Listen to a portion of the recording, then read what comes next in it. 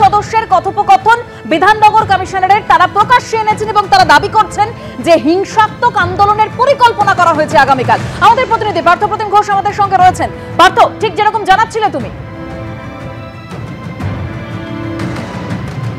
একেবারে দেখে, এবং সেক্ষেত্রে কিন্তু যারা একেবারে আন্দোলনকারীরা যারা ডাক দিয়েছেন সুমন বিশ্বাসের তরফ থেকে যে বিষয়টা বলা হচ্ছে যে তারা চাকরি হারিয়েছেন, চাকরি হারিয়ে তারা রাস্তায় নেমেছেন এবং তারা যে বিষয়টা বলছেন যে গত শুক্রবার দিন তাদের একজন সহকর্মীর মৃত্যুর ঘটনা ঘটেছে এবং সেই সমস্ত ঘটনার পরিপ্রেক্ষিতে তারা কিন্তু এসএসসি অভিযানের ডাক দিয়েছেন এবং দুপুর 3টের সময় এসএসসি চেয়ারম্যানের সঙ্গে তারা বৈঠক করবেন, কথা বলবেন এবং কেন তাদের এই পরিস্থিতি এখনও কেন তাদের পরীক্ষা দিতে হবে সেই বিষয়েও কথা বলতে চান। কিন্তু তাদের বিরুদ্ধে যে অভিযোগটা করা হচ্ছে যে এইরকম হিংসাত্মক আন্দোলনে, সেক্ষেত্রে তারা বলছেন যে বিষয়টা সেটা হচ্ছে কিন্তু সেটা মিথ্যা অভিযোগ তাদের বিরুদ্ধে করা হচ্ছে।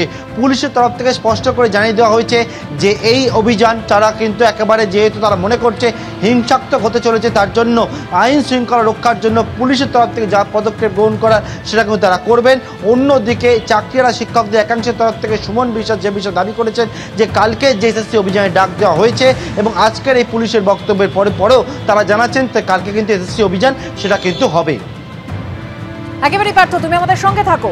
পুলিশের তরফে যেটা দাবি করা হচ্ছে, অর্থাৎ বিধাননগর পুলিশের তরফে যে আগামীকাল হিংসাত্মক আন্দোলনের পরিকল্পনা করা হয়েছে, আগামীকাল এসএসসি অভিযানের ডাক দিয়েছে চাকরিহারা শিক্ষকদের একাংশ, সেখানেই এই পরিকল্পনা করা হয়েছে বলে পুলিশ দাবি করছে। পুলিশ আর কি বলছে শুনুন।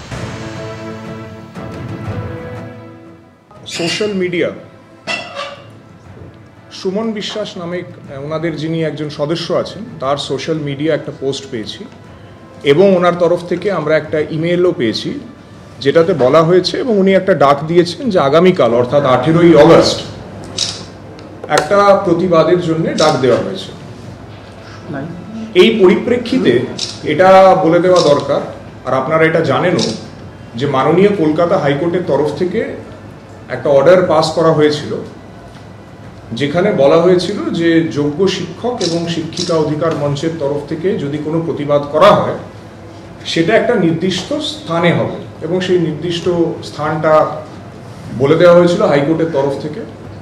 এখন সেই জায়গাটাতে আপাতত কোনো কেউই নেই, কিন্তু কোনো রকম যদি কোনো প্রতিবাদ করা হয় সেটা বলা হয়েছিল সেইখানেই যেন করা হয়।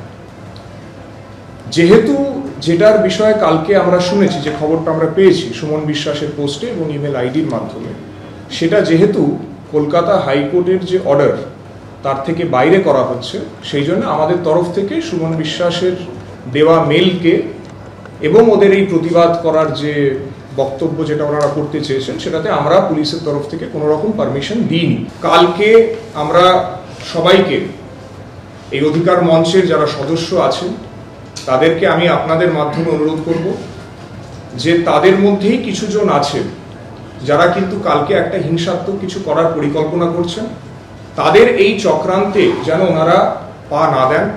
যদি কোনো রকম আন্দোলন করারই থাকে সেটা হাইকোর্টের যে নির্দেশ আছে সেটা মেনে যেন করা হয়, যেটা এখন অবধি যখন ওনারা করেছেন হাইকোর্টের এই নির্দেশ আসার পর সেইভাবে হোক।